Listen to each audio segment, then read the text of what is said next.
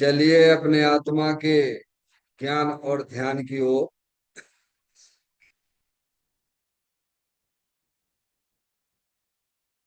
अपने चंचल मन को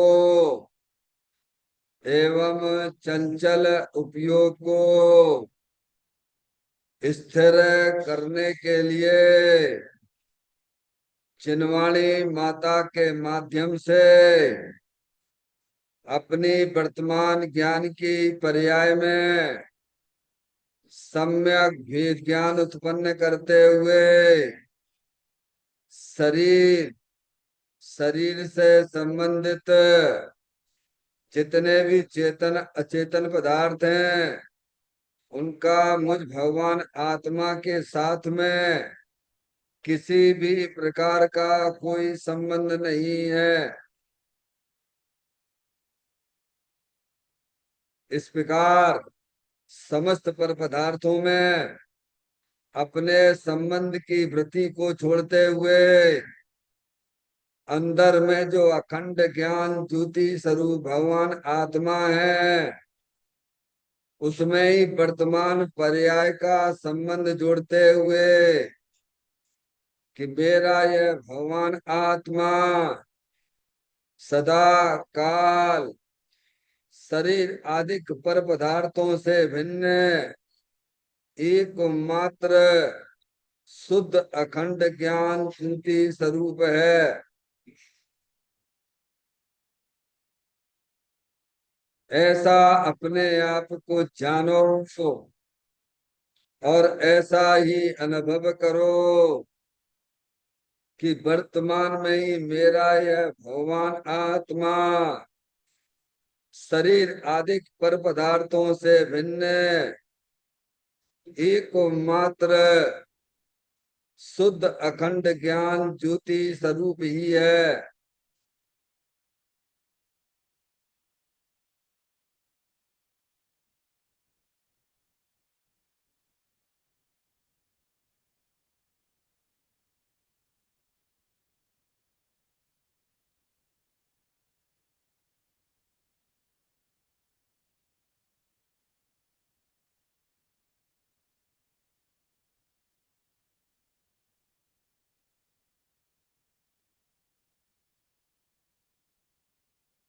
इसी प्रकार से संसार अवस्था में आत्मा की पर्याय में जो भी विविध प्रकार की पुण्य पाप के परिणाम दिखाई देते हैं वे समस्त परिणाम पर द्रव्यों के लक्ष्य से होने वाले भाव हैं। वे हमारे आत्मा का स्वभाव नहीं है।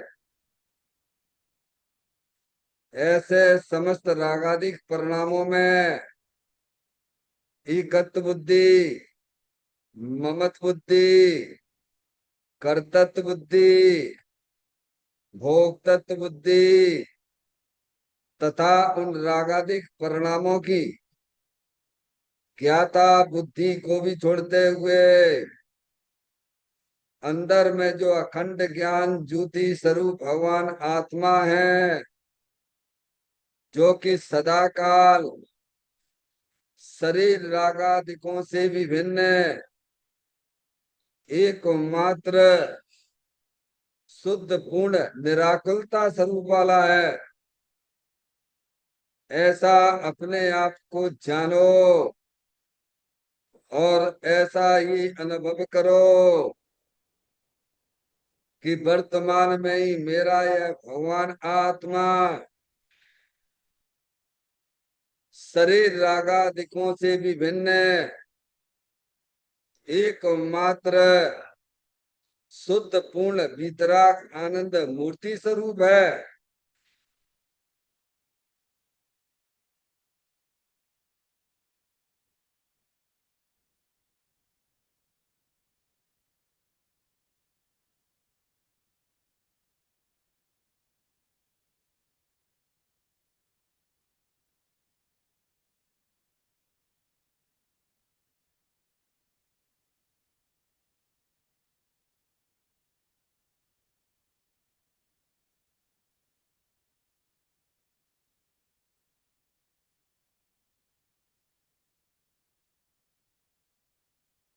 इसी प्रकार से संसार अवस्था में आत्मा की पर्याय में जो पर की लक्ष्य से होने वाला ज्ञान है, वह परलक्षी ज्ञान भी हमारे आत्मा का स्वभाव नहीं है। वह तो इंद्रिय जनित ज्ञान है। इस प्रकार शरीर रागादि और परलक्षी ज्ञान के पर्यायों से भी भिन्न है। मैं तो एकमात्र शुद्ध अखंड ज्ञान ज्योति स्वरूप भगवान आत्मा हूँ। ऐसा अपने आप को जानो और ऐसा ही अनुभव करो कि वर्तमान में ही मेरा यह भगवान आत्मा शरीर रागादि और खंड खंड ज्ञान की पर्यायों से विभिन्न एकमात्र शुद्ध अखंड ज्ञान ज्योति स्वरूप ही है।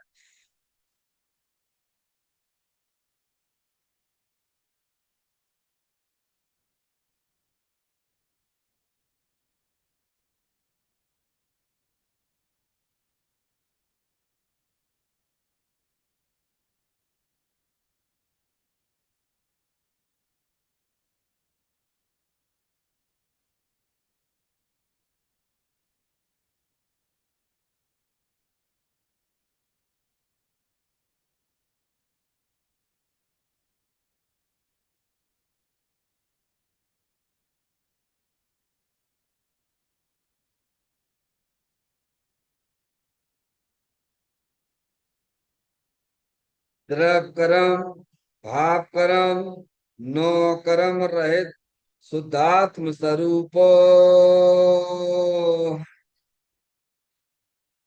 मेरा ये भगवान आत्मा सदा काल शरीर आदि के नौ कर्मों से भिन्न है। मेरा ये भगवान आत्मा सदा काल ज्ञान वर्णादि आठ कर्मों से भी भिन्न है।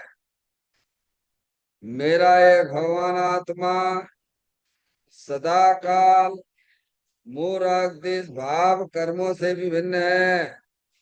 इस प्रकार द्रव कर्म भाव कर्म नौ कर्म तीनों कर्मों से रहित मैं तो एकमात्र परम पवित्र शुद्धात्म स्वरूप हूँ।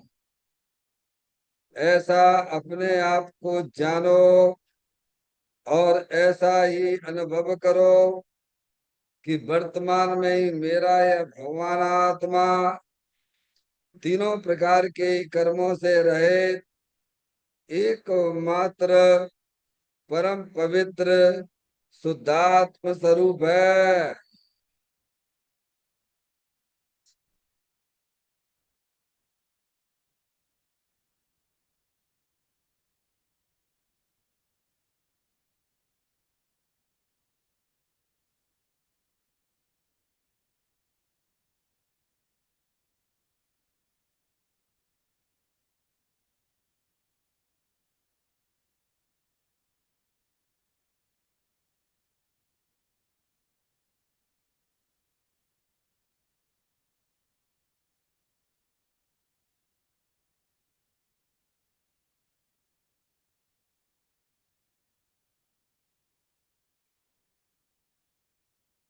सिद्धेभ्या ओम नमः सिद्धेभ्या ओम नमः सिद्धेभ्या चिंतामणि सम स्वयं का चैतन्य तत्व महान है।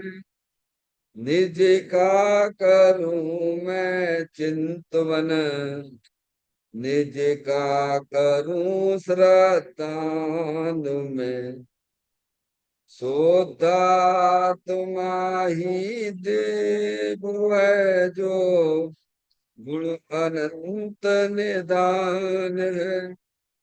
मैं स्वानुभव में देख लूं, आत्मा स्वयं भगवान है।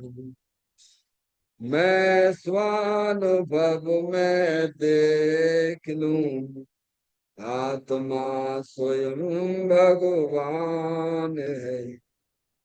निम्न जान परिठिया, कम कलंक डयरी, अपाल तौजेण पर दे परम पुडबेबी। सब कर्म मल्लिका से करवर प्राप्त कर ही जो तुम, जो ले निर्मल ध्यान में नमो कर निकल परमात्मा।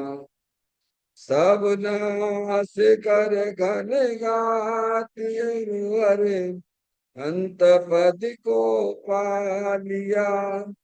कर नमन सुन जिन देव पूय, काम विपद अपना लिया।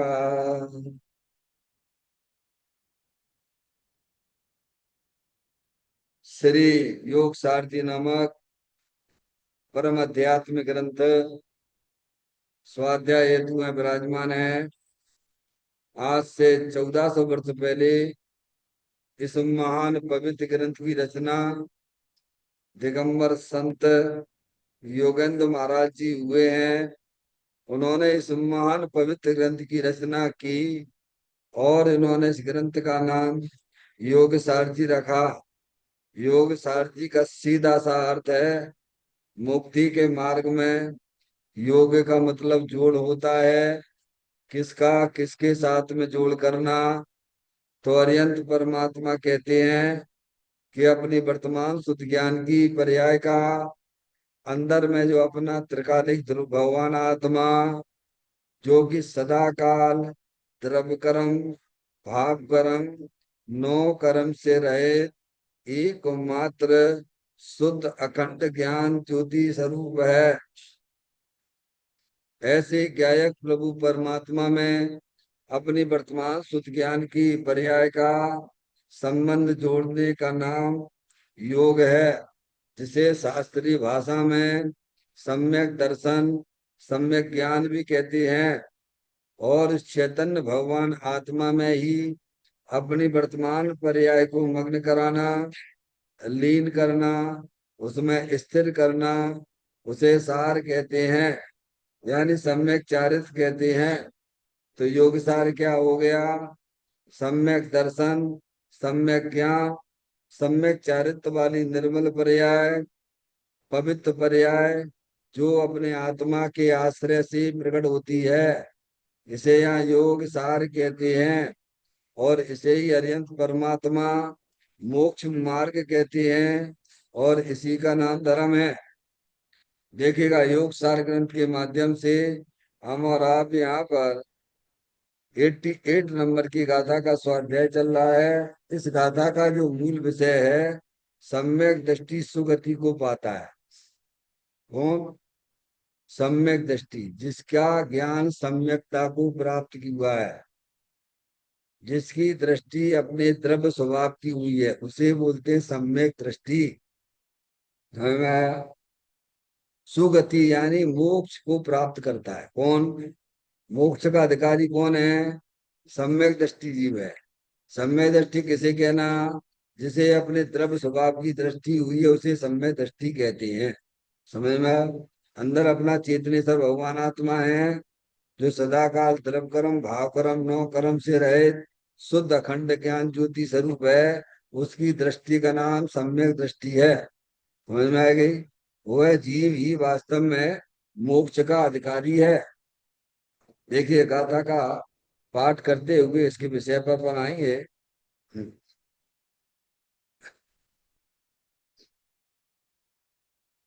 जो जीव सम्यक दृष्टि दुर्गति गमन ना कभू करे, यदि करे भी ना दोष पूरब कर्म कोई क्षय करी। क्या कहते हैं 88 नंबर की गाथा में? सम्यक दृष्टि जीव का गमन फूटी गतियों में नहीं होता है। समझ में आया? फूटी गति में 88 नंबर गाथा है मनीष भाई, है ना? सम्यक दृष्टि जीव का गमन फूटी गतियों में नहीं होता है। क्यों नहीं होता है फूटी गतियां? क्योंकि उसने अपना जो अंदर भगवान आत्मा है ना, थ्रू या एक स्वरूप है ना, उसकी उसे दृष्टि बन रही है। तुम्हें मैं, और यहाँ खोटी गतियों का मतलब ये है, नरक गति और त्रियंच गति में तो जाता ही नहीं है। ठीक है नहीं? ये बात है, खोटी गतियों का मतलब क्या है? त्रियंच गति और नरक गति में सम्यक दृष्टि का गमन नहीं होता है। यदि कदाचित खोटी गति में जावे, क्या मिथ्यात अवस्था में बंद हो गया है, जैसे राजा श्रेणिक का, समझ में आया? तो वो कहाँ गए? सातवें नरक का बंद किया था उस समय मिथ्यात अवस्था में। सम्यक दर्शन का इतना प्रताप है कि वो है सातवें से घट के कहाँ आ गए मनीष भाई? 33 सागर से घट के 84,000 वर्ष तक पहली नरक आयु में आ गए। देखो सम्यक दर्शन का प्रताप, कल अपन ने यही समझा था कि सम्यक दर्शन होना यानी क्या बहुत अद्भुत चीज है। समझ में आया भैया? जनवाणी में जहां तहां सम्यक दर्शन के गीत गाए गए हैं। समझ नहीं आप? तो सम्यक दर्शन के प्रताप से कितनी स्थितियां कम हो गई, बताइए आप। 33 सागर में से पहले सागर में, पहले नरक में आ गए। 33 सागर मान लिया कि अपन ने उदाहरण के लिए समझ लिया। 33 सागर कितना समझ लो? 33 समुद्र समझ लो। ठीक है कि नहीं? और उसमें से पहले नरक में, पहला नरक यानी एक बूंद उसमें से निकाल लो, 33 समुद्र में से एक बूंद निकाल लो। समझ लो कितना है। पर एक समझ लो, भाव वासन के लिए समझ लो। कहीं सम्यक दर्शन हुआ, अपने आत्मा की दृष्टि हुई, तो कितना, कितनी स्थितियां कम हो गई संसार की, देखिए आप समझे नहीं? तो इतना राजा श्रेणी, है नहीं? तो कहते यदि कदाचित फूटी गति में भी जावे, जैसे राजा श्रेणी नरक गति में चले गए, तो कहते हैं तो हानि नहीं है। क्या? सम्यक दृष्टि जीव है, चाहे नरक में भी रहे तो भी उसे कोई हानि नहीं है। मनीष भाई, त्रियंच गति में भी रहे तो भी उसे कोई हानि नहीं है। और अज्ञानी देव गति में भी रहे ना, तो भी हानि हानि का धंधा चल रहा है। मनुष्य पर्याय में रहे ना अज्ञानी जीव, तो भी हानि हानि के धंधा कर रहा है। समझ में आया? क्यों? क्योंकि जो श्रद्धान समय दृष्टि जीव को हुआ है, वो कोई परिक्षेत्र की वजह से थोड़ा है। अपना द्रव्य स्वभाव है ना, असंख्यात प्रदेशी है ना, अनंत शक्तियों से भरा हुआ भगवान आत्मा है ना, उसकी दृष्टि बढ़ रही है ना। क्या? सम्यक दर्शन का ऐसा प्रताप होता है। और सम्यक दर्शन क्या है? मैं चेतनेश्वर भगवान आत्मा हूँ, मैं लड़का लड़की नहीं हूँ। हाँ? ऐसे अंदर में प्रतीति होना। अभी अज्ञान अवस्था में कैसी प्रतीति चल रही है हमें, कि मैं लड़का हूँ, मैं लड़की हूँ। अब ये भगवान से पूछना है क्या कि साहब हम सम्यक दृष्टि है कि मिथ्या दृष्टि है? आप अपनी प्रतीति से देख लीजिए, आप अपने आप को क्या जानते हो, क्या मानते हो। समझ में आ गई भाई? सम्यक दर्शन यानी मैं चेतनेश्वर भगवान आत्मा हूँ, मैं शरीर रागादिक वाला व्यक्ति नहीं हूँ। मैं तो एकमात्र अखंड ज्ञान ज्योति स्वरूप भगवान आत्मा हूँ। ऐसे ज्ञान और श्रद्धान का नाम सम्यक दृष्टि है। इसके बल पर कितनी कितने कर्मों की स्थितियां कम होंगी, बताइए आप। अभी यहाँ कितनी और अच्छी बात बताते हैं कि यह पूर्वकृत कर्म का क्षय करता है। क्या करता है? नरक में जैसे वो है वहां पर, समझ गए नहीं आप? राजा श्रेणी पूर्व कर्म में अज्ञान अवस्था में हमने आपने दो इंद्री, तीन इंद्री, एक इंद्री आदि में त्रियंच गति में जो कर्म बांधे हैं अज्ञान अवस्था में, वे हमारे आत्मा के संयोग के रूप में है कि नहीं है? समझ गए नहीं आप? अब ज्ञान हो गया तो जो पूर्व कृत में जो कर्म बांधे थे, उल्टे उनका कर्मों का नाश करता है, क्षय करता है। क्या करता है? सम्यक दर्शन का इतना प्रताप होता है मनीष भाई।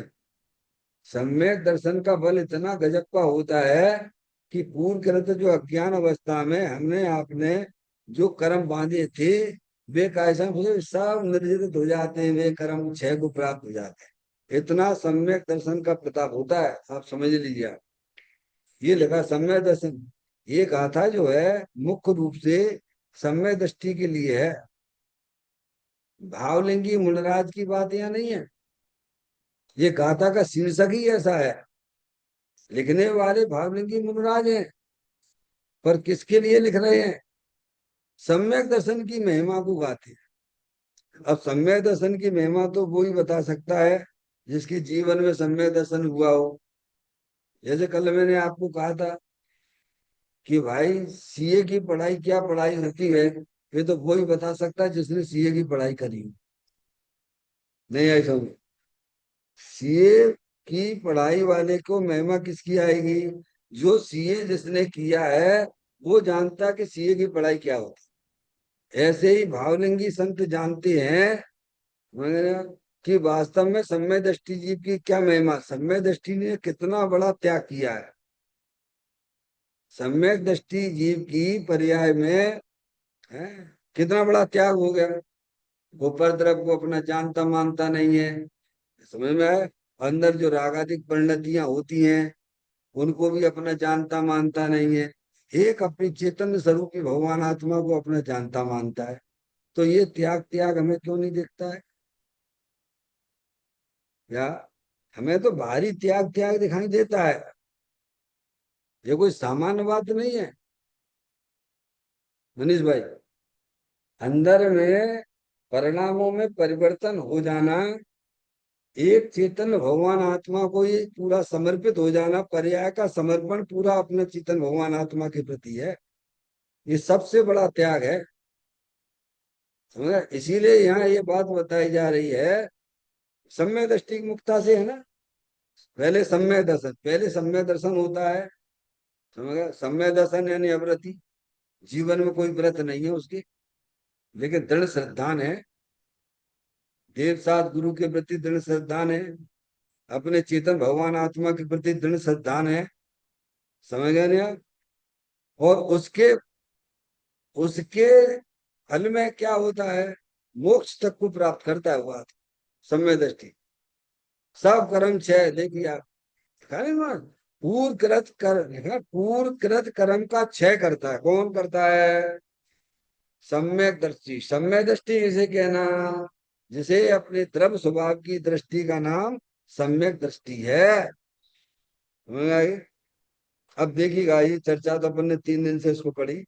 अब आगे का पैराग्राफ पे आज अपन चर्चा करेंगे। देखें सीधा, सम्यक दृष्टि का अशुभ गति में गमन नहीं होता। क्यों? क्योंकि सम्यक दृष्टि की दृष्टि में अपने पूर्ण स्वभाव का ही आदर है और संसार की ओर उपेक्षा भाव है।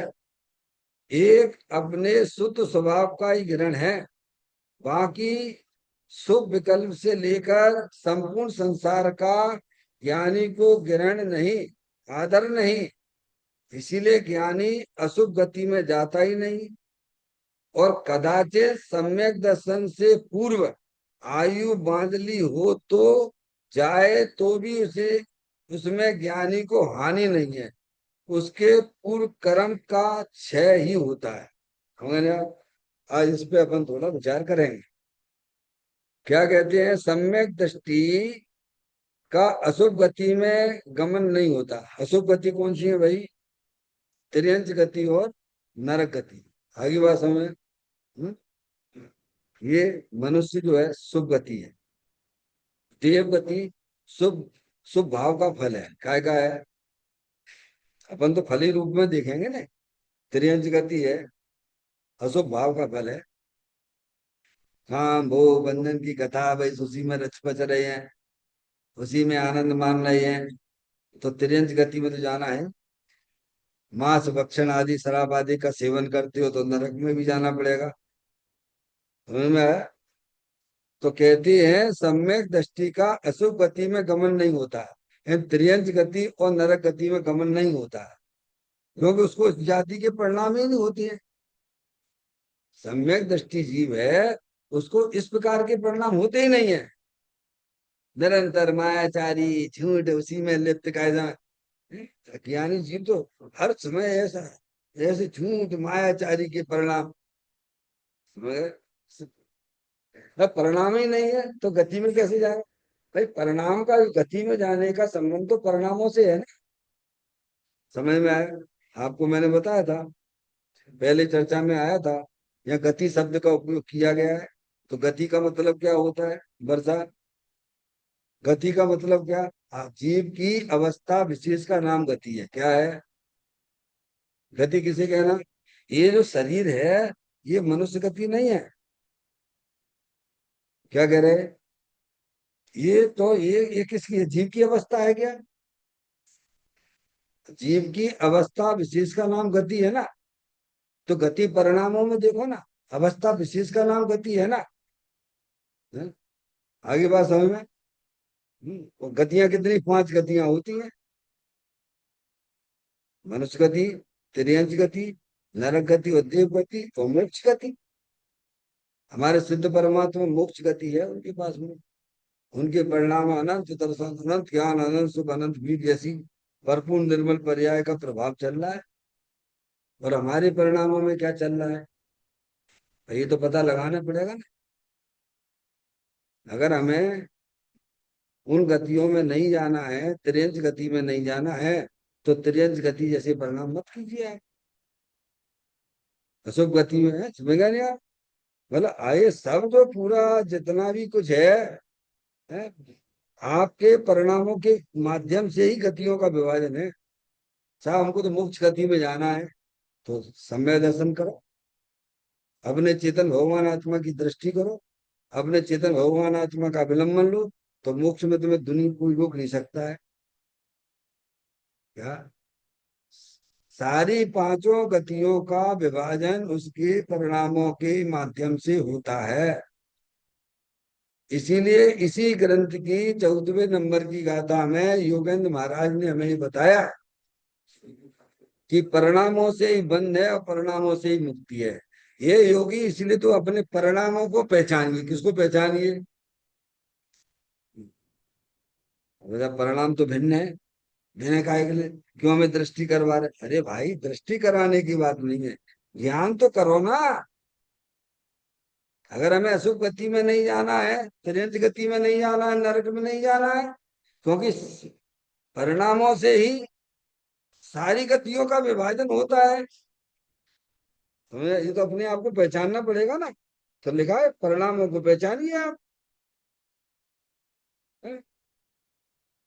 न दिन चैन न रात चैन का समय, न भक्ष अभक्ष का कोई पता नहीं का, एकदम चले आ रहा, जीवन चला जा रहा, चला जा रहा। तो कौन सी गति में जाओगे? समझ लो तुम अब। समझ गए आप? तो ये बात भी आप समझा रहे हैं कि सम्यक दृष्टि को अशुभ गति में गमन नहीं होता। क्यों नहीं होता? क्यों? सम्यक दृष्टि जीव को इस प्रकार के परिणाम होते ही नहीं है ना। नरक वाले परिणाम नहीं होते हैं। क्या? मायाचारी ऐसे ऐसे परिणाम होते ही नहीं है, उसको नहीं होते हैं। भैया क्या मनीष भाई, गतियों का संबंध तो परिणामों से है ना। जब परिणाम ही नहीं है तो गति में कैसे चला जाएगा वो? उसको परिणाम तो सम्यक दृष्टि को तो वीतराग रूप परिणाम चल रहा है, उसकी क्या चल रहा है? अरे, और रागादिक परिणतियां भी हैं बीच में। ऐसा नहीं है पूरा वीतराग रूपी परिणाम चल रहा है। सम्यक दृष्टि हुआ है, अभी उसकी पर्याय में जो अनंत शक्तियां थी, उनका अल्प जो है, अल्प वीतराग रूप पर्याय प्रकट हुई है। क्या हुआ है? देखो सभी आत्माएं अनंत शक्तियों से भरी हुई हैं। क्या है? सभी आत्मा, चाहे निगुत का जीव हो, 2 इंद्रिय हो, 3 इंद्रिय हो, 4 इंद्रिय हो, संगी हो, असंगी हो। सम्यक दृष्टि ने अपने द्रव्य स्वभाव का उपयोग करता है, सेवन करता है। तो सेवन करता है जब शक्तियों का, तो उसकी पर्याय में वे शक्तियां प्रकट हो जाती हैं, भले ही अल्प रूप से हैं। हरियंत परमात्मा सिद्ध परमात्मा को पूर्ण रूप से प्रकट है। मुनराजों को एक केस प्रकट है। मैं भैया है। हम्म।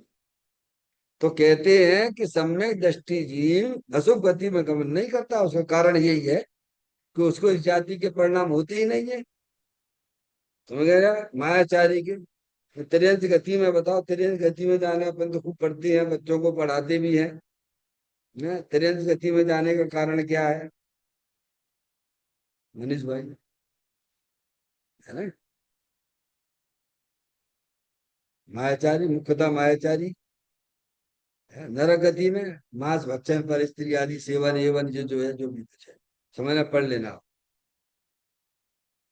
तो ये परिणाम इससे सम्य दृष्टि को नहीं होती है। तो क्या बिल्कुल राग नहीं होता? हमने ये कहाँ कहा? राग तो है, इस जाति का राग नहीं है। कौन सा है? ऐसा राग नहीं है कि उसे जो है तिर्यंत गति में जाना पड़े। देखो, द्रव स्वभाव की दृष्टि होना बहुत गजब की बात है।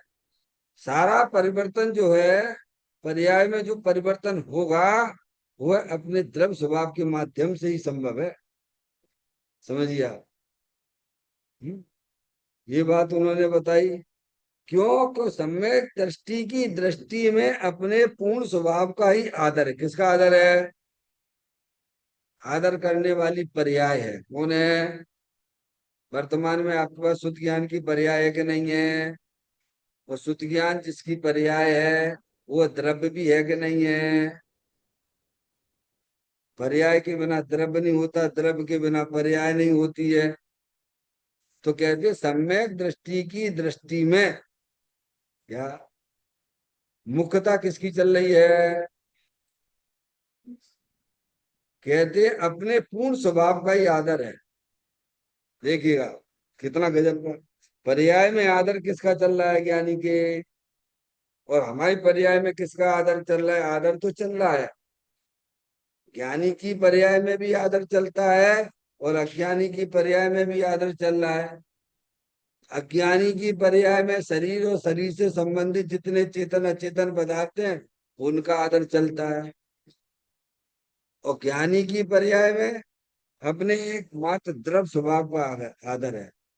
शरीर भी है और रागादिक परिणति भी है सम्यक दृष्टि के पास में, लेकिन उसको आदर नहीं है। शुभ भाव का भी आदर नहीं है। अशुभ भाव के आदर की बात तो छोड़ देना। समझ में आई भैया? देखा, शुभ भाव भी है।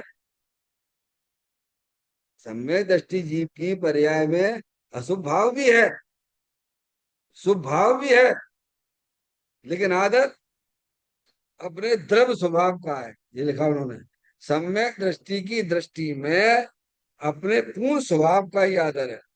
वस्तु तो पूर्ण है ना हर समय। अरे एक होता है, पूर्ण ही तो होता है भगवान। किसका आदर है? आप पंच परमेष्टि की आप माला जपते हो, उनकी पूजा करते हो आप, हैं? तो पहले समझो तो हमारी पंच परमेष्टि करते क्या है, ये भी हमें जानना जरूरी है कि नहीं है?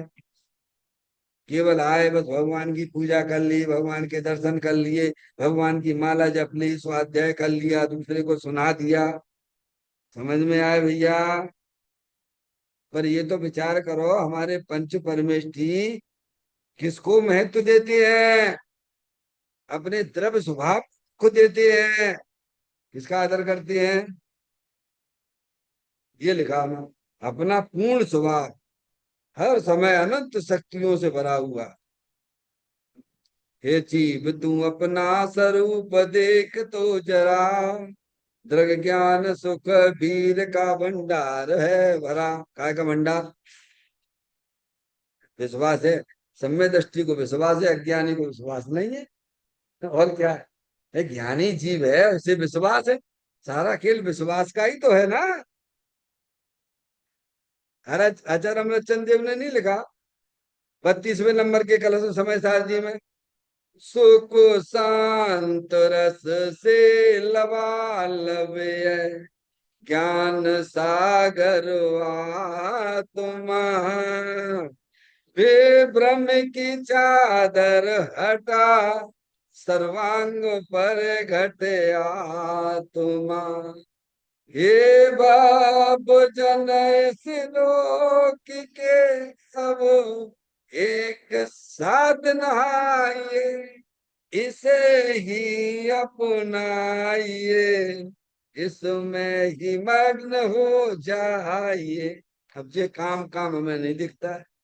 दुनिया भर के अशुभ के काम भी दिखेंगे, शुभ के काम भी दिखेंगे, पर अपने धर्म स्वभाव की दृष्टि करना ही हमें दिखता है। हम महत्व किसको देते हैं, महत्व किसको देना चाहिए? मोक्ष मार्ग में महत्व तो अपने धर्म स्वभाव का है। समझ में आया भैया? शुभ राग का भी नहीं है, शुभ की बात है तो छोड़ दो भगवान। ये बात यहाँ बताइए। सम्यक दृष्टि की दृष्टि में अपने पूर्ण स्वभाव का ही आदर, ही शब्द दिया है ना, ही शब्द दिया, ही इसीलिए दिया गया है कि अभी उसकी पर्याय में स्वभाव भी है, स्वभाव भी है। हम 24 घंटा किसको महत्व देते हैं? परिणामों की तरफ तो हमारा ध्यान ही नहीं जाता है। 24 घंटा शरीर को ही संभालते रहते हैं। किसके किसको महत्व देते बताओ अपने जीवन में? वो अनादिकाल से महत्व किसको देते आ रहे हैं? जो जो शरीर मिलता है उस शरीर को ही महत्व देते चले जाते हैं। तो समझ लिया, मिथ्यात्व का महापाप का बंध चल रहा है। भगवान से तो रूम पूछना है, बात स्पष्ट है। तो वो आदर ज्ञानी जीव आदर अपने चेतन भगवान आत्मा को देता है। समझे? अब दो बाल्टियां हैं आपके पास में, एक बाल्टी भरी हुई है और एक बाल्टी खाली है। वर्षा, दोनों बाल्टियां लेके अपन चलते हैं, तो किधर झुकोगे? किधर झुकोगे? है खाली तरफ, भरी तरफ, समझे ना आप? ऐसे ही ज्ञानी का ज्ञान जो है अपने द्रव स्वभाव की तरफ झुकता है। उसने मुख अपने द्रव स्वभाव को दिया है। समझ गए ना? और अज्ञानी को अपने आत्मा तो खाली बाल्टी की तरह न्यू लुढ़का पड़ा है क्या? और बस 5 इंद्री के विषयों में, समझ गया, उनकी तरफ झुका पड़ा हुआ है। ये अब ऐसा नहीं अनादिकाल से भूल पर्याय में चल रही है। आप समझ नहीं दिया? तो महान पुण्य की वजह से जिन्हें देव परमात्मा मिलते हैं उनकी वाणी मिलती है, तो सामान्य बात ना समझना। कहते हैं सम्यक दृष्टि की दृष्टि में अपने पूर्ण स्वभाव का ही आदर है और संसार की ओर उपेक्षा भाव है। क्या है? अब जो वैराग वैराग नहीं दिखता है। मनीष भाई, क्या भरत जी का वैराग वैराग नहीं दिखता हमें? कैसे दिखेगा? 6 खंड का राज है।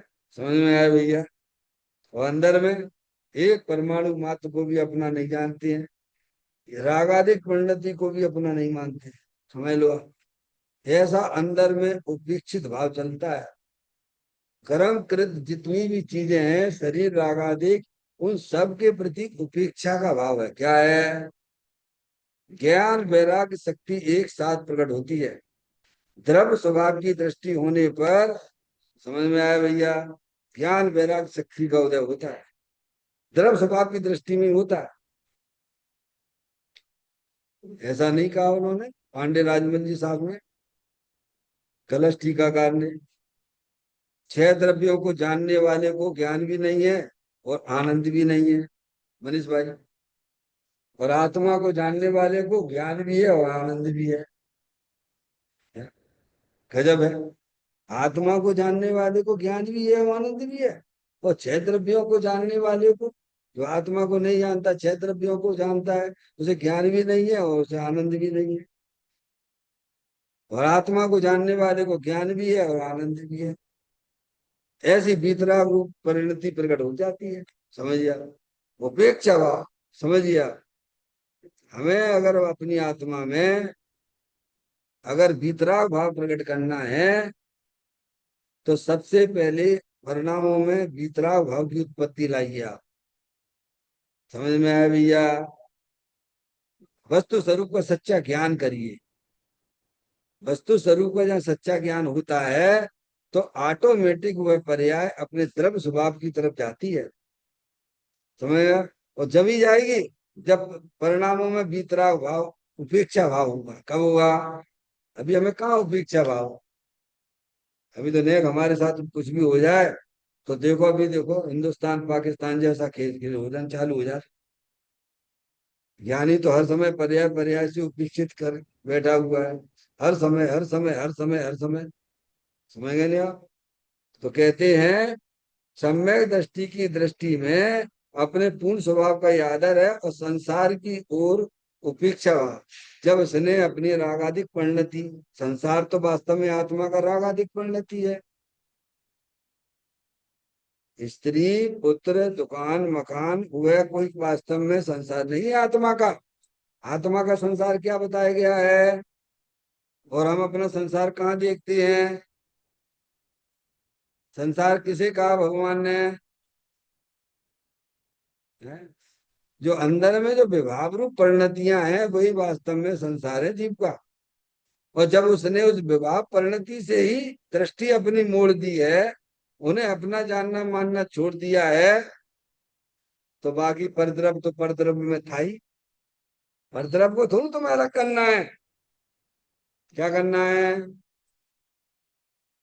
ये है ना अंदर में जो होने वाले रागादिक पढ़ने, जो परद्रव्य को अपना जानने दूं, परद्रव्य को अपना मानने दूं, परद्रव्य का लक्ष्य करके जो कैसे आस पुण्य पाप के परिणाम होते हैं, मैंने उन सब के प्रति उपेक्षित भाव,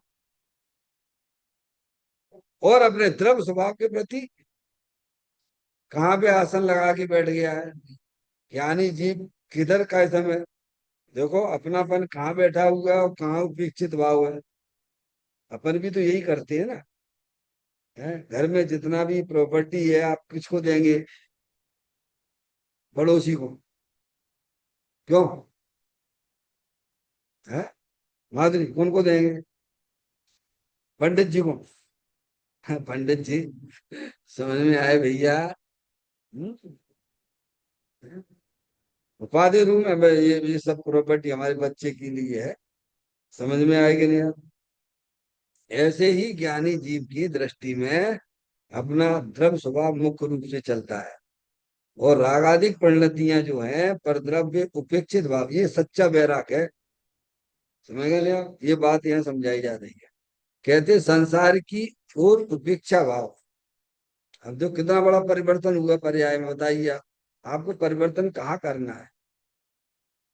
हम तो परद्रव्य में परिवर्तन करने लगे हुए हैं। वर्षा, अब तुम परद्रव्य को क्या तुम परिवर्तन कर सकते हो? परद्रव्य तुम्हारे तुमसे अत्यंत भाव रूप से वर्तन कर रहा है, और तुम वहां में क्या कर सकते हो बताओ? और सारी बुद्धि वही लगावे लगे हुए कि ये शरीर ऐसा क्यों हो गया है, बीमार क्यों हो गया है, क्या समय। अरे तुम वहां में क्या करो भैया? कहा तुम करोगे? ये तो विचार करो। है? ये माइक है, ये माइक का परिवर्तन कौन करवा रहा है ये बताइए? ये माइक जो दिख रहा है ना, ये माइक में परिवर्तन हो रहा है कि नहीं हो रहा है? तो कौन कर रहा है इसको बताओ? ये पहले माइक नया था, अभी पुराना हो रहा है, आगे और जी चीड़ होगा, तो इसे कौन कर रहा है? हैं? कौन कर रहा है? तो माँ आपको सुई में दिखाई दे रहा है, तो शरीर का परिणमन भी तो सुई में भी हो रहा है। भगवान इसे कौन कर रहा है? हम करा रहे हैं क्या? आत्मा कराता है क्या? फिर ऐसी बुद्धि हमारी क्यों नहीं होती है? पर अहंकार हुए बिना रहता नहीं है कि मैंने इसके साथ ये किया, मैंने इनके साथ ये किया, मैंने उनके साथ ये। तुम करने वाले हो। तुम अपने परिणामों को भी तो कर नहीं सकते, दूसरे पर पदार्थों को करने की बात है तो छोड़ दो। तो कहते हैं संसार की एक उपेक्षा भाव है, एक अपने शुद्ध स्वभाव का ही ग्रहण है। किसमें? उपयोग में। किसमें? ग्रहण करने वाली कौन है? वर्तमान शुद्ध ज्ञान की पर्याय कौन है? अरे है कि नहीं है? किनके पास नहीं है? हम किनका ग्रहण कर रहे बैठे हैं? आत्मा को खा, आत्मा जानते नहीं है, वो आत्मा का आत्मा को छोड़ दिया, बाकी पर तरफ को ग्रहण करे बैठे हुए। तभी तो जो है भगवान की पूजा करते समय पता ही नहीं पड़ता कौन सा अर्घ चढ़ा दिया। मनीष भाई, और यहाँ मंदिर में बैठे रहते हैं और उपयोग वहां घूम के चला जाता है, दुनिया भर में घूम के चला जाता है। क्यों? क्योंकि उपयोग में वजन पड़ा हुआ परद्रव प्रभावों का, और ज्ञानी की उपयोग में अपने द्रव स्वभाव की मुख्यता है, इसीलिए वो तो द्रव से बंधा गया है। कहाँ बंधा हुआ है? ज्ञानी का उपयोग किससे बंधा हुआ है? और जो भी जाता है उसकी कमजोरी है मालूम है। अगर पूर्ण रूप से स्थिरता आ जाए तो वह पर्याय में परमात्मा हो जाएगा। समझ में आया भैया? तो कहते हैं एक अपने शुद्ध स्वभाव का ही ग्रहण है। किसको? आप अर्जुन से सीखिए। आप अर्जुन से सीखिए, अर्जुन को देखिएगा। वहां उनके गुरु बोलते कि वहां निशाना लगाना पुतली पर। बाकी के भाई फेल हो गए। उनसे सब पूछा गया कि बताओ तुम्हें क्या क्या दिख रहा है, वहां तुम्हें निशान लगाना। सभी तो दिख रहा हो, पेड़ भी पेड़ दिख रहा, पेड़ भी दिख रहा है। हम दिख रहे, हम भी तो, आप भी दिख रहे हैं। पक्षी दिख रहे, आप पक्षी दिख रहे, अन्य भाइयों से। अन्य भाइयों से समझ में आया?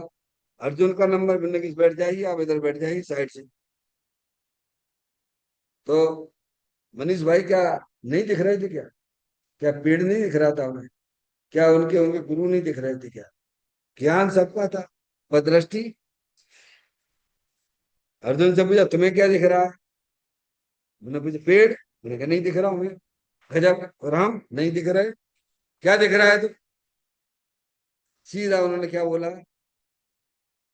तो क्या उनको नहीं दिख रहा था? देखो भाई साहब, मोक्ष मार्ग में भी मुख्य गुण करने की बात है। समझ में आया भैया? अनादि काल से हम अपने आत्मा को गौण करते आ रहे हैं, तो संसार चक्र चालू है। मोक्ष मार्ग में अपने आत्मा को जो मुख्य करते हैं, तो बाकी सब चीजें गौण होती चली जाती है। समझ में आया? मुख्य गौण करना तो हमें आता है। कहते एक अपने शुद्ध स्वभाव का ही ग्रहण है। किसमें उपयोग में? तभी तो है नियम सार जी की गाथाएं आपकी है। 101 100 कितनी गाथाएं। ज्ञान में भी आत्मा, दर्शन में भी आत्मा, चारित्र में भी आत्मा, प्रत्याख्यान में भी आत्मा, क्या सब जगह आत्मा। उमेश भाई ऐसी है ना? ज्ञान में भी आत्मा, दर्शन में भी आत्मा, चारित्र में भी आत्मा, ज्ञानी के। प्रत्याख्यान में भी आत्मा, प्रतिक्रमण में भी आत्मा, आलोचना में भी आत्मा। आत्मा को छोड़ के कुछ नहीं होते, न प्रतिक्रमण प्रत्याख्यान आलोचना कुछ नहीं है। समझ में आया भैया? एक अपने शुद्ध स्वभाव का ही ग्रहण, बाकी शुभ विकल्प से लेकर। अब देखिए आप कहां से लिया, कहां से उठाई बात? शुभ विकल्प, भगवान की पूजा के, भक्ति के, दया दान आदि के, और जो शास्त्र को पढ़ने के, समझाने के, बताने के, समझ गए ना आप? जो परिणाम भी शुभ भाव होते हैं। कैसे है? कसाई की मंदता लिए परिणाम होती है। तो वेद ज्ञान कहाँ से उठाया उन्होंने? मनीष भाई, शुभ भाव से उठाया। समझ रहे आप? कहते हैं बाकी शुभ विकल्प से लेकर संपूर्ण संसार का ज्ञानी को ग्रहण नहीं है। लोग ग्रहण नहीं है यानी उपयोग में। कहाँ ग्रहण? कहाँ पे? यानी बल कहाँ चल रहा है उसका? दृष्टि का बल कहाँ चल रहा है? ये सब चीजें हैं। शुभ भाव भी है ज्ञानी की पर्याय में, अशुभ भाव भी है। समझ में आया? बुद्धिपूर्वक तो चल ही रहा है। बुद्धिपूर्वक चलो शुभ मान लेते हैं अपन। अपन अपन जो भगवान समझा रहे हैं, जिनवाणी पढ़ रहे हैं, भगवान की पूजा कर रहे हैं, चलो बुद्धिपूर्वक शुभ चल रहा है, शुभ भाव चल रहा है। लेकिन अबुद्धिपूर्वक तो क्या है? तो अबुद्धिपूर्वक तो चल ही रहा है ना भगवान। समझ में आया भैया? तो कहते हैं शुभ विकल्प से लेकर संपूर्ण संसार का ज्ञानी को ग्रहण नहीं है योग में, क्योंकि उसका वजन अपने द्रव्य स्वभाव के सन्मुख काम कर रहा है। मुख्य क्या है ज्ञान में? श्रुत ज्ञान है अपने पास में। भाई ये सामने की वस्तु, इधर देखोगे तो पीछे की नहीं दिखेगी। ऐसे ही ज्ञान ज्ञानी का यहाँ शुद्धात्मा की को मुख्य कर रहा है, तो बाकी चीजें हैं लेकिन गौण हो गई हैं। है नहीं है ऐसी बात नहीं, गौण हो गई हैं। ग्रहण तो अपने तरफ स्वभाव का है। ग्रहण करने वाली शुद्ध ज्ञान की पर्याय है। तभी तो आचार्य भगवंतों ने समय सार आदि ग्रंथों में लिखा, जिस भांति प्रज्ञा चैन से बर से ग्रहण किया इसे, उस भांति प्रज्ञा चैन से अरे ग्रहण करो इसे। क्या है? सब रुचि का खेल है। जिसको जिसकी रुचि होती है उसको वो ही वो दिखता है। जिसको जिसकी रुचि नहीं उसे होने पर भी नहीं दिखता। अज्ञानियों को शरीर की रुचि है, बाहरी पर पदार्थों की रुचि है, राग की रुचि है, तो उसे बस उपयोग उसका बारी बार काम करता रहे। और आत्मा ऐसा बलवानशील है जिसे पंच परमेष्ठी अपने ज्ञान का गेय और ध्यान का ध्येय बनाए बैठे हुए हैं। बताइए आप, इस दुनिया में अगर कोई शक्तिशाली है और सुंदर है तो आचार्य भगवान कहते वो आत्म वस्तु है। आत्म वस्तु अगर इतनी है, इतना पावरफुल ना होता तो अरियंत परमात्मा किसकी सेवा करते हैं? बोलो, आचार्य भगवान किसकी तरफ देख रहे हैं? इतना पावरफुल भगवान आत्मा है भाई। तो ज्ञानी की पर्याय उधर उधर लगी हुई है किधर? बाकी की सारी वस्तुएं हैं दुनिया में, सब है, राग भी है, लेकिन उपयोग वहां उसका नहीं है। उपयोग कहाँ किसको दे रहा है मुख्य? उपयोग यानी ज्ञान दर्शन के व्यापार को उपयोग कहते हैं। कहते हैं एक अपने शुद्ध स्वभाव का ही ग्रहण है, बाकी शुभ विकल्प से लेके संपूर्ण संसार का ज्ञानी को ग्रहण ही नहीं, आदर ही नहीं है, उपेक्षित भाव क्या? जब हम अपनी आत्मा को उपेक्षित करे बैठे हुए हैं, हमें कहने आप बाकी का सब तो ग्रहण करें भाई। जिसे आत्मा उपेक्षित हो रहा है तो मान लेना चाहिए कि उसे सब द्रव्यों का, सब पर भावों का उसको ग्रहण चल रहा है, उपाधि रूप से ग्रहण करके बैठा है। इसमें पूछने की बात नहीं है, आप स्वयं करके देख लिए। एक को मुक्त करोगे तो दूसरा कौन हो जाएगा? समझ गए नहीं आप? आदर नहीं है उसे, स्वभाव भी है, शरीर भी है, रागादिक परिणति पर आदर उसका नहीं है। आदर तो अपने द्रव्य स्वभाव का है। समय दृष्टि की बात चल रही है ना ज्ञानी की। इसीलिए ज्ञानी अशुभ गति में जाता ही नहीं है। कारण क्यों दिया? क्या कारण दिया उन्होंने? अशुभ गति में क्यों नहीं जाता? क्योंकि उसकी पर्याय में अपने द्रव्य स्वभाव को मुक्त किए हुए उपाधि उसमें पड़ा है। और हमें अगर उसमें नहीं जाना है तो क्या करना? वर्षा, हमको नहीं जाना त्रियंत गति में, हमको नहीं जाना नरक में, तो ज्ञानी जो करते वही करना पड़ेगा। समझ में आ गई बात? अगर इन गतियों में हमें नहीं जाना है तो ज्ञानी जो करता है वो हमें अपने जीवन में लाना पड़ेगा। समझ में आए भैया? ज्ञानी अशुभ गति में जाता ही नहीं, क्योंकि ज्ञानी की पर्याय में तो अपने द्रव्य स्वभाव मुख्य है, रागादिक परिणतियां हैं, अशुभ भाव भी है, शुभ भाव भी है उसकी भूमिका के अनुसार।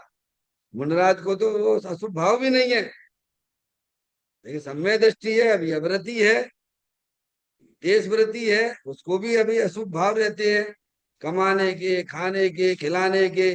देश वृत्ति है ना भाई, तो वो कमाएगा, है वहां जाके लड़ाई झगड़ा भी होगा उसका, दुकान पे जाके अशुभ भाव भी होंगे, शुभ भाव भी होंगे।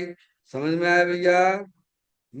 लेकिन उपाधि अपना द्रव्य स्वभाव, घर में रहे चाहे बाहर रहे, इसी में है ना 18वें नंबर की गाथा है ना इसी की।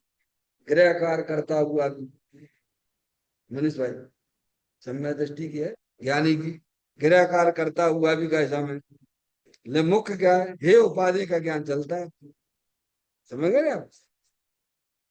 ज्ञानी अशुभ गति में जाता ही नहीं, और कदाचित सम्यक दर्शन से पूर्व आयु बांध ली हो तो जाए तो भी उसमें ज्ञानी को हानि नहीं है। क्या कह रहे? अब ये बात और अच्छी आ गई। अब राजा श्रेणिक हैं, नरक में चले गए हैं। अब आप लोग बड़े खुश हो रहे होंगे कि भाई साहब हम तो मनुष्य पर्याय में हैं और वे नरक में हैं। पर तुम्हें ना मालूम भी कितना बड़ा काम कर रहे हो, तुम क्या कर रहे हो? तुमने बड़े मुश्किल से मनुष्य पर्याय प्राप्त करी है, वो काय में लगा रहे, भोगन में लगा रहे हो। तो तुम अच्छो काम कर रहे कि वे अच्छो काम कर रहे हैं? अगली 24वीं तीर्थंकर होने वाले हैं वे। समझ में आ गई भगवान? तो कहते हैं कदाचित सम्यक दर्शन से पूर्व आयु बांधली हो, आ गया राजा श्रेणिक की बात आ गई यहाँ पे। बांध ली हो तो जाए तो भी उसमें ज्ञानी को कोई, ज्ञानी कहते कोई बात नहीं है, क्या है, चाहे चाहे हम स्वर्ग में चले जाएं, चाहे मनुष्य गति में तेरे अंश में चले जाएं, हमें तो अपने द्रव्य स्वभाव का सेवन करने से हम कर रहे हैं, हमें क्या लेने देने, क्षेत्र से हमारा क्या लेना देना है मनीष भाई। अरे हम तेरे अंश गति में भी जाएंगे तो भाई साहब अपने द्रव्य स्वभाव का सेवन कर रहे हैं। समझ में यार माता जी, क्षेत्र से कोई मतलब नहीं ज्ञानी को। तुम तो संवेद शिखर जी जाएंगे वहां करेंगे, क्या करोगे तुम वहां जाके, तुम घर में ना कर पा रहे, मैं संवेद शिखर जी जाके क्या कर लोगे तुम। नहीं आई समझ। अरे संवेद शिखर जी पर क्षेत्र से कोई लेना देना नहीं है भगवान। पर क्षेत्र में ना पुण्य होता है ना पाप होता है ना धर्म होता है, पहले समझो। पर क्षेत्र में ना पुण्य होता है ना पाप होता है ना धर्म होता है। जो भी कुछ होता है यहाँ आत्मा की पर्याय में होता है। पुण्य पाप और धर्म आत्मा की पर्याय से संबंध है। समझ में आ गई बात। तो कहते हैं पूर्व आयु बांध ली हो तो जाए तो भी उसमें ज्ञानी को कोई उसे तो कुछ नहीं। परंतु मां रहती तो अपने आत्मा से ईमानदार व्यक्ति है। अब जैसे हमारा ट्रांसफर वहां कर दें, कहाँ कर दें, बैतूल में कर दें, काले पानी की सजा दे दें, क्या भैया। इंदौर से ट्रांसफर और जैन साहब ने ये किया है, कैसे में ऊपर से अफसर ने काले पानी की सजा दे दी, दे दो भैया। हमें क्या करना, हमें तो अपनी तनख्वाह से मतलब है। वहां भी तनख्वाह दोगे तुम, यहाँ भी हमें तनख्वाह दो, हमें तो अपनी तनख्वाह से काम चलाना है, हमें क्या लेने देना भाई। ऐसे ही ज्ञानी जीव को पर चित्त से कोई लाभ हानि नहीं है, क्योंकि लाभ हानि पर चित्त से नहीं है। सब लाभ हानि का संबंध अगर परिणामों से है, ध्यान रखना। समझ गए आप। उसके पूर्व कर्म का क्षय ही होता है। क्या है, समय दृष्टि हुआ, अपने आत्मा का ज्ञान हुआ, अपने आत्मा का श्रद्धान हुआ, अब उसे विवेक जागृत हो गया है कि अरे भैया मैंने अज्ञान अवस्था में जो कर्म बांधे थे तब तो हम ऐसे ही थे, कछु समझते नहीं थे, लेकिन कर्म तो बंध रहे थे हर समय। अब मुझे चिरंजीव परमात्मा मिले, माँ जनवाणी माता मिले, ज्ञानी समझाने वाले मिले, क्या अब मुझे सावधान हो जाना है, क्या होना है, समझ में आए। क्यों, अब उस समय तो बहुत कमजोर अवस्था थी, अज्ञान का अज्ञान अवस्था चल रही थी भयंकर। बहुत मुश्किल है वहां से उठना, त्रियंत गति से ध्यान रखना। हम आपने बहुत अच्छा काम कर लिया कि इस समय यहाँ पर हैं, जिन्हें कुल में है मनुष्य पर है, सबसे बड़ी स्थिति में, बहुत अच्छी बड़ी स्थिति में बैठे हुए। आप अपना स्वयं बिगाड़ कर सकते हो, स्वयं सुधार कर सकते हो यहाँ पर आके। समझ में आया भैया। तो अब समय दृष्टि को जागृति आ गई, अरे मैं तो चेतने सर भगवान आत्मा हूँ, अब तो मैं पूर्ण सक्षम हो गया हूँ। तो वो क्या करता है, जैसे किसी के पास पैसा पहले गरीब अवस्था में नहीं था, ऋण लेके काम चल रहा था, अब पैसा खूब कमा लिया तो क्या है, भैया जिनका ऋण लिया था उन्हें दे दो, है और क्या है? अब तो मैं सक्षम हो गया हूँ। ऐसे ज्ञानी कहता अब तो मैं सक्षम हूँ। तो जो पूर्व में किए थे उल्टे उन कर्मों को नाश करता जाता है, नवीन कर्म उसके बनते नहीं है, ये लिखा। उसके पूर्व कर्म का क्षय ही होता, उल्टे उन कर्मों का क्षय ही होता जाता है। इस प्रकार की बड़ी सुंदर चर्चा योग सार ग्रंथ के माध्यम से यहाँ पे आ रही है। चैतन्य का स्मरण प्रति क्षण करो रे, भव के अनंत दुख को पल में हरो रे, अक्षय अनंत निज शोक निदान पाओ, गाओ अरे नित इसी के गीत गाओ, गाओ अरे नित इसी के गीत गाओ।